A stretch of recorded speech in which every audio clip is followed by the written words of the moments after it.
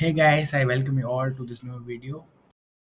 அப்புறம் ENR 03 அப்படின்னா unregistered பர்சனும் இப்போ இவே பில் கிரியேட் பண்ணலாம். முன்னாடி எப்படி இருந்துச்சுன்னா அன்ரிஜிஸ்டர்ட் பர்சனால இவே பில் கிரியேட் பண்ண முடியாது. அவங்க வந்து ஒன்று டிரான்ஸ்போர்ட்டர் இல்லைனா வேற யாராவது நம்பி தான் இருக்கணும் ஃபார் கிரியேட்டிங் இவே பில். இவே பில் கிரியேட் பண்ணுவோம் 50,000 மேலே வேல்யூ ஆஃப் குட்ஸை வந்து நம்ம ஒரு இடத்துல இன்னொரு இடத்துக்கு கொண்டு போகிறோம் நம்ம கிரியேட் பண்ணுவோம்.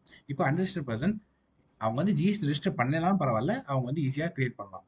அது எப்படின்னா ஜிஎஸ்டி நம்பர் இல்லைனாலும் பரவாயில்ல, நம்ம என்ரோல்மெண்ட் ஐடி வச்சு கிரியேட் பண்ணலாம். அந்த என்ரோல்மெண்ட் ஐடி எப்படி கிரியேட் பண்ணணும், நம்ம இவே பில் போர்ட்டல் போகணும். இவே பில் போர்ட்டல் போனோடனே அதில் ரிஜிஸ்ட்ரேஷன் அப்படின்னு செக்ஷன் இருக்கும். அந்த ரிஜிஸ்ட்ரேஷன் செக்ஷனில் போனோம்னா உங்களுக்கு இந்த விண்டோ வரும்.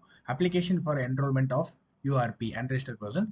ஸோ அதில் பார்த்தீங்கன்னா state, legal name, PAN ID இதெல்லாம் கேட்கும். இதை ஃபஸ்ட்டு நீங்கள்லாம் கரெக்டாக கொடுத்துட்டு வேலிடேட் பண்ணிட்டீங்கன்னா அன்ரிஜிஸ்டர்ட் சப்ளையர் ஆஃப் குட்டா இல்லைன்னா அன்ரிஜிஸ்டர்ட் ரெசிபியன்ட் ஆஃப் குட்டான்னு கொடுக்கணும். இல்லை போத் கேசஸ் இருக்கும். இன் கேஸ் ஆஃப் நீங்கள் பிரான்ச் டு பிரான்ச் சேல் பண்ணுறீங்க, பிரான்ச் டு பிரான்ச் ட்ரான்ஸ்ஃபர் பண்ணுறீங்கன்னா அப்படி போத் இருக்கும். And principal place of business உங்கள் அட்ரஸ், பின் நம்பர், பின்கோடு எல்லாம் கொடுத்துட்டீங்கன்னா அடுத்து mail ID and mobile number கேட்கும்.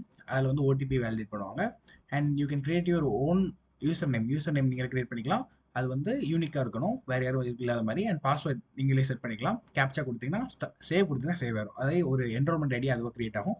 அதில் 15 கேரக்டர் இருக்கும். நீங்கள் வந்து ஜிஎஸ்டி நம்பருக்கு பதிலாக நீங்கள் இது என்ரோல்மெண்ட் ஐடி வச்சு நீங்கள் இனிமேல் இவே பில் கிரியேட் பண்ணலாம்.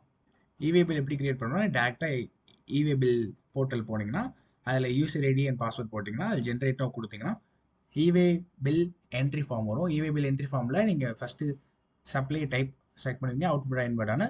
அண்ட் சப் டைப், அதாவது என்ன டைப் ஆஃப் சப்ளைவா, எக்ஸ்போர்ட்டா, ஜாப் ஒர்க்கா, இந்த மாதிரி இது செலக்ட் பண்ணணும். அப்புறம் டாக்குமெண்ட் டைப், நீங்கள் எந்த மாதிரி டாக்குமெண்ட் ப்ரொவைட் பண்ணி, டாக்குமெண்ட் நம்பர் என்ன, document date and transaction ID, என்ன மாதிரி டிரான்சாக்ஷன், என்ன டைப் ஆஃப் டிரான்சாக்ஷன் அண்ட் எங்கேருந்து போகுது, நேம் அண்ட் ஜிஎஸ்டிஎன் நீங்கள் அனுப்புறீங்கன்னா உங்கள் இது ஃப்ரம், அண்ட் டிஸ்பேச் உங்கள் அட்ரஸ், உங்கள் பின்கோட், அண்ட் யாருக்கு போகுது அவங்க name, GST number and state, இங்கே அவங்களோட address and place and pincode.